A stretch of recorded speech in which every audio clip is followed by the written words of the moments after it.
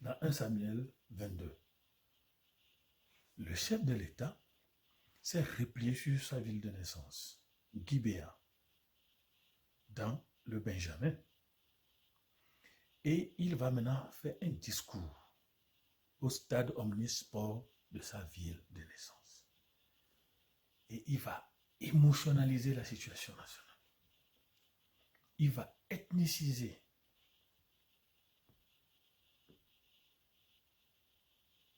en faisant peur aux gens.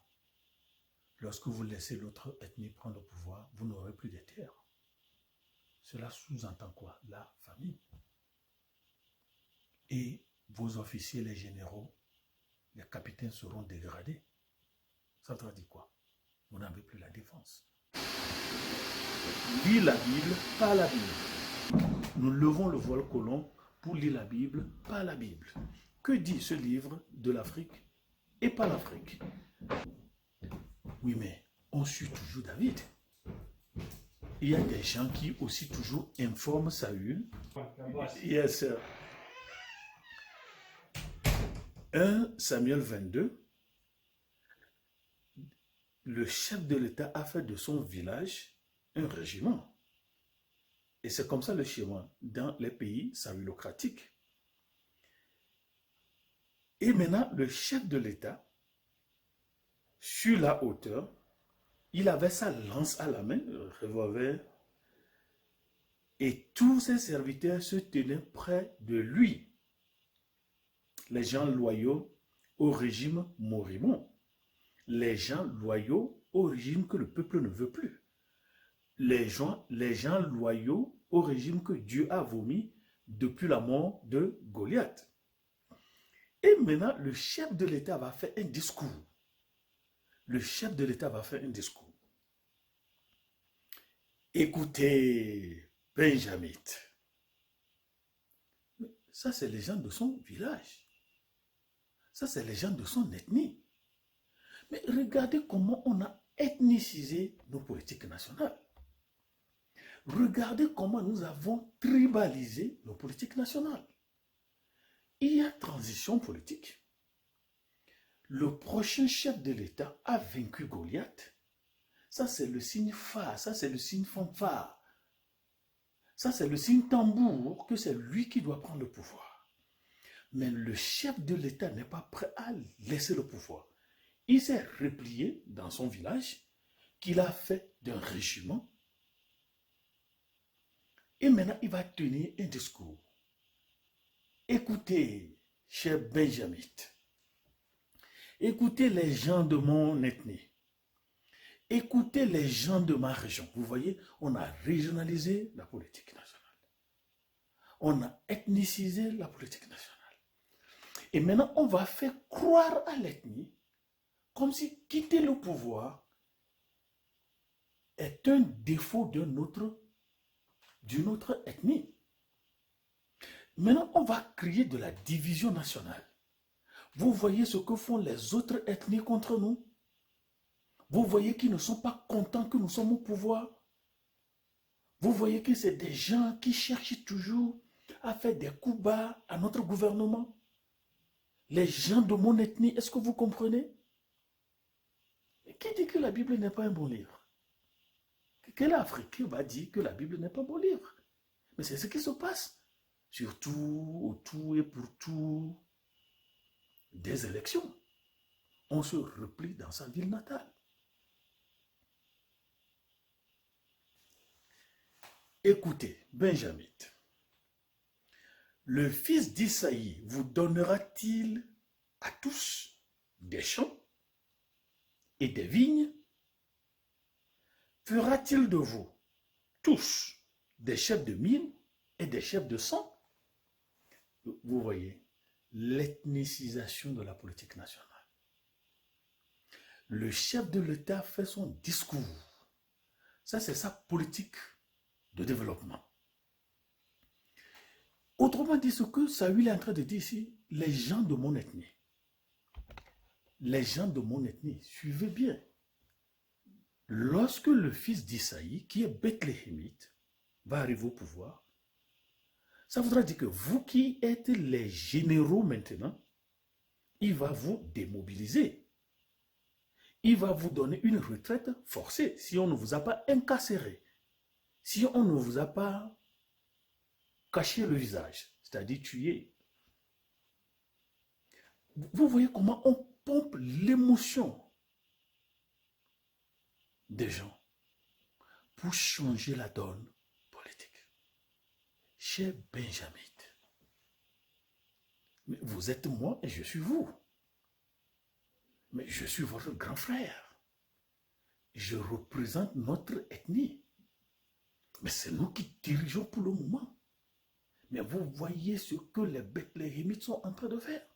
Mais si vous le laissez venir au pouvoir, est-ce que vous aurez toujours vos positions?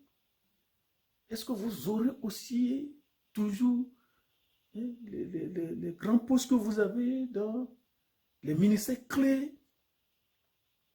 Voyez ça. Voyez ça. Mais si j'étais Benjamin en écoutant mon grand frère parler, est-ce que je n'aurais pas de la colère contre les Bethléemites? Est-ce que je n'aurais pas envie de voir disparaître les Bethléemites? Parce que ici, nous ne pensons pas politique, nous pensons ethnie. Et l'ethnie, c'est le sang. Il y a une programmation mentale. Nous réfléchissons presque de la même manière. Nous ne voyons pas l'État, mais nous voyons la communauté de sang. Et quand on touche à un membre de ma communauté, c'est moi qui suis touché. Voilà les discours que nous tenons. Est-ce qu'il va vous donner des champs?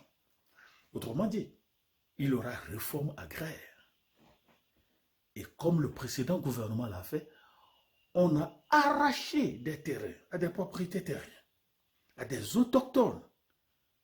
On a fait une redistribution agraire sans le consentement des autochtones. Et en fait, il n'y a plus d'autochtones. Tout est balayé, tout est nettoyé. Nous sommes nous. Si vous le laissez venir au pouvoir, vous n'aurez plus de territoire. Vous n'aurez plus de terrain. C'est-à-dire, il n'y aura plus de l'agriculture. Vous n'aurez plus de vivres. Mais vous allez souffrir. Il ne faut pas laisser l'autre ethnie prendre le pouvoir. Voici ce que dit le chef de l'État. Et de deux, est-ce qu'il fera de vous des chefs de 1000 et des chefs de 100? Ça, c'est l'armée. Un contingent, un bataillon. Et vous voyez des choses comme ça. Ça, c'est le discours.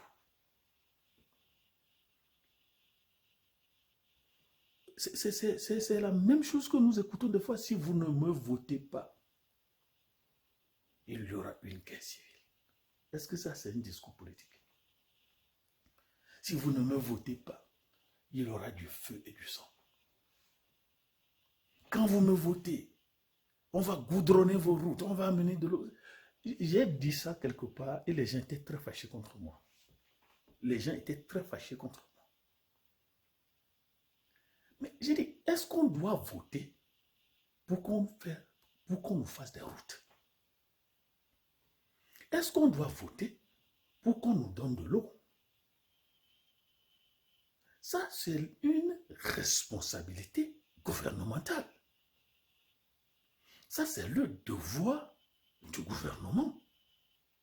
Et même on m'a dit, dans un pays, quand vous allez à l'hôpital, il y a des médicaments pour ceux qui soutiennent le parti au pouvoir et des médicaments pour des gens qui ne soutiennent pas des partis au pouvoir.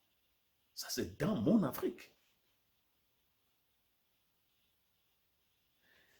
Dans un pays, on vous donne le thermomètre gratuitement si vous soutenez le pouvoir, mais on vous fait payer pour ce thermomètre lorsque vous n'êtes pas...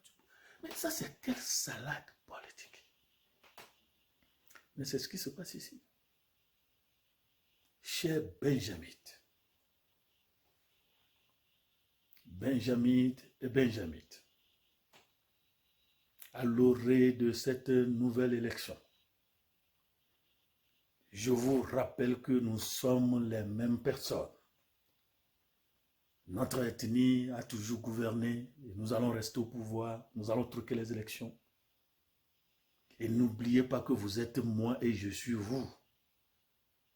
Nous formons une communauté de sang. Nous venons d'un même arrière-grand-père. Est-ce que c'est ce qu'on dit? Ça n'existe plus parce que nous sommes maintenant un État koinonia politique défini par la loi.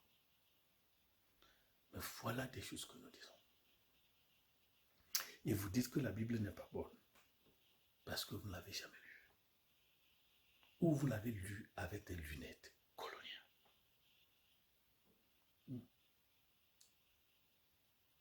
Mais ça dit, les saoulocrates sont très intelligents.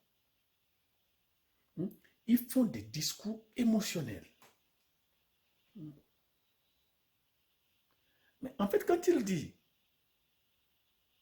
vous donnera-t-il à tous des champs et des vignes? Et suivez bien la construction de la phrase. Est-ce que toi, là aussi, si une autre ethnie venait au pouvoir, ils vont vous donner quelque chose? Vous tous. Il y aura une désappropriation terrienne. Le terrain appartient à quelqu'un. Il faut que le terrain retourne à cette personne. Vous n'aurez plus le défi militaire. Qu'est-ce que ça sonne dans votre tête si vous êtes de cette ethnie? C'est-à-dire que vous êtes exposé. Vous devenez vulnérable.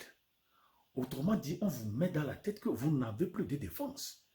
Lorsque l'autre ethnie vient, elle va vous épurer, elle va vous tuer. Donc, ne pas laisser l'armée l'ethnie.